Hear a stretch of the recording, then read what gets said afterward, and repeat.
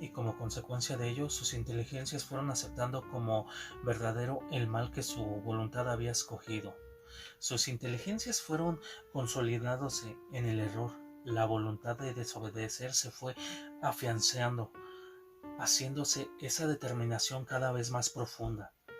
Y la inteligencia iba buscando más y más razones para que eso les resultara cada vez más justificable. Y finalmente, ese proceso les llevó al pecado mortal, que se dio en un momento concreto a través de un acto de voluntad. Es decir, cada ángel llegó a un momento en que no solo quiso desobedecer, sino que incluso optó ya por tener una existencia al margen de la ley divina. Ya no era un enfriamiento del amor de Dios, ya no era desobediencia menor a algo determinado que les resultó difícil aceptar, sino que en la voluntad de muchos ellos aparecía la idea de un destino aparte de la Santa Trinidad, un destino autónomo. Los que perseveraron en este pensamiento y decisión comenzaron un proceso de justificación de elección, comenzaron un proceso en que se trataron de autoconvencer que Dios no era Dios, de que Dios era un espíritu más, de que podía ser su creador, pero de que en él también había errores. Comenzaba a acariciar la posibilidad de que había aparecido en sus inteligencias la posibilidad de una existencia aparte de Dios y de sus normas. La existencia aparte de Dios aparecía como una existencia más libre. Pues obvio, las normas de Dios obedecían a Él y a su voluntad. Para ellos ya parecía algo opresor y algo pesado también. Dios comenzaba a ser visto como un tirano. Frente a Él había que liberarse. Esos ángeles pensaron eso.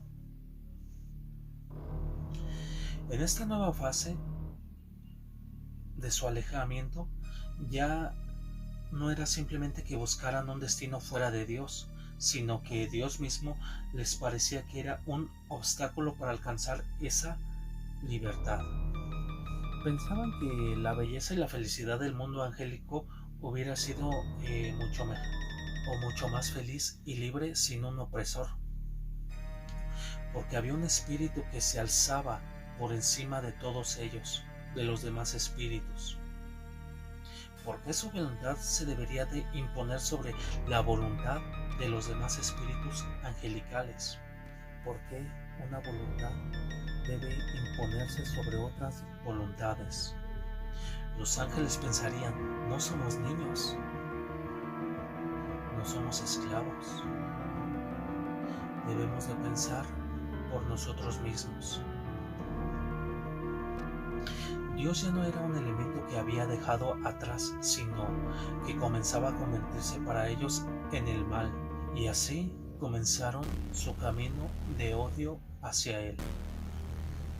Las llamadas de Dios hacia estos ángeles para que volvieran hacia Él eran vistas como una intrusión inaceptable. En esta fase, el odio en unos creció más y en otros espíritus fue menos. Puede sorprender que un ángel llegue a odiar a Dios, pero hay que entender que Dios ya no era visto por ellos como un bien, sino como un obstáculo, como un opresor. Él era visto como las cadenas de los mandamientos. El odio nació como una reacción lógica de una voluntad que tiene que afianzarse en su decisión de abandonar la casa paterna.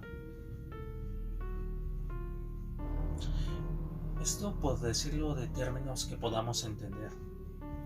Es decir, alguien que se marcha de la casa al principio simplemente quiere marcharse, pero si el padre le llama una y otra vez, el hijo acaba diciendo: déjame en paz. Dios les llamaba entonces, pues sabía que cuanto más tiempo sus voluntades estuvieran alejadas de Él, más se afianzaría en su pensamiento el odio y la negatividad hacia Él.